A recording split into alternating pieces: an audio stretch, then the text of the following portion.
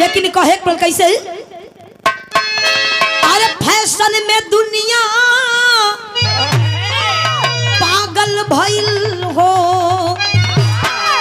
fashion में दुनिया है पागल भइल तब बाउर मनैया का करिए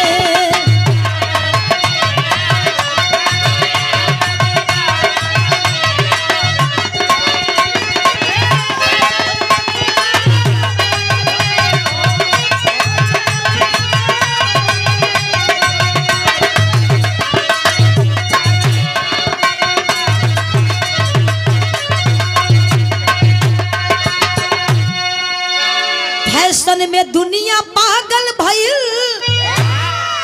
तब बाउर मनैया का कर गए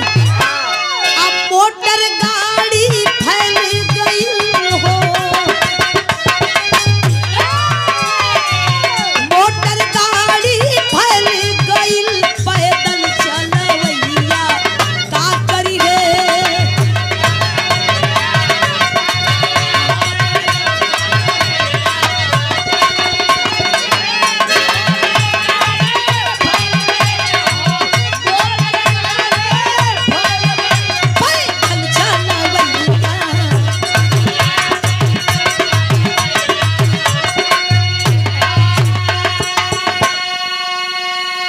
मोटर गाड़ी फैल गई पैदल चलवैया का करी है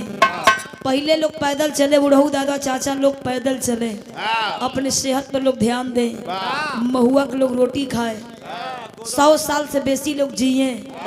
अब महुआ के रोटी ना महुआ के लोग पानी लेत बा तो दिक्कत हो ही जाई ये तो गैस तो रथी लेकिन कहे के पड़ल अरे मोटर गाड़ी फैल गई पैदल चलवैया का कर गए जिन्स पगिर में गरारू घूमे हो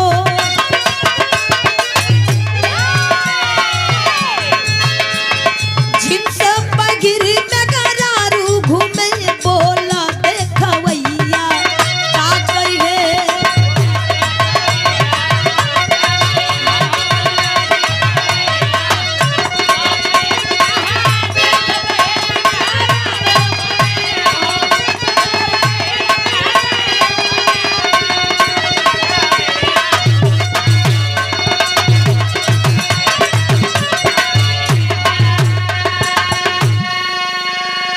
कहीं कहीं माता बहन लोग ऐसा लोग पहनामा लोग पहनत बा तो देख भैया अगर देखे लगत बा तो उहे मेहरा रुकत बोल देखे तो बहुत बदतमीज है देखा ये कैसे ताकत बा वो अपन गलती ना दी है कि हम पहनले का है वो अपन गलती ना दी है कि हम का पहले है लोग यही के देखत बा अब तो बुढ़ऊ दादा चाचा लोग कम नहीं खे पहले लाज लिहाज रहे भसुर भये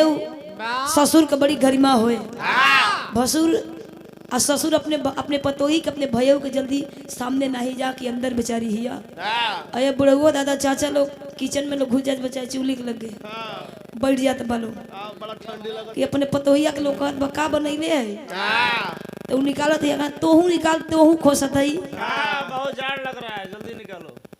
जमाना इतना एडवांस हो गया कहे के पड़ल अरे जिन सब पगिर में घरारू घूमे बोला देखवैया का कर गए